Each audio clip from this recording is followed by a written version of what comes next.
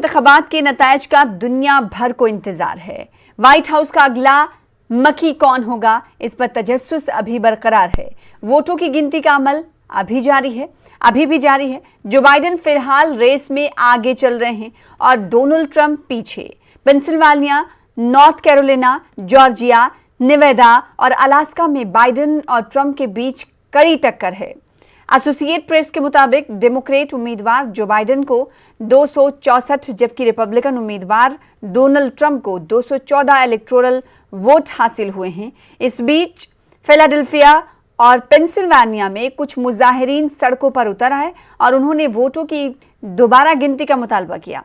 Donald Trump ने इंतखाबात में धांधली का इल्जाम लगाया है और वो वोटों की गिनती के मामले पर सुप्रीम कोर्ट से रुजू भी कर सकते हैं। दूसरी जानिब अमेरिका के सदारती इंतखाबात के नतायज का पूरी दुनिया को बेसब्री से इंतजार है। हालांकि वोटों की गिनती का अमल अभी भी जारी है। बाइडेन रेस में आगे चल रहे हैं, यानी जो बाइडेन को ट्रंप पर सबकत हासिल है। 214 इलेक्टोरल वोट हासिल किए हैं डोनाल्ड ट्रंप ने, तो वहीं जो बाइडेन की अगर हम बात करेंगे डेमोक्रेट उम्मीदवार, तो 264 उन्हें इलेक्टोरल कॉलेज वोट मिले हैं।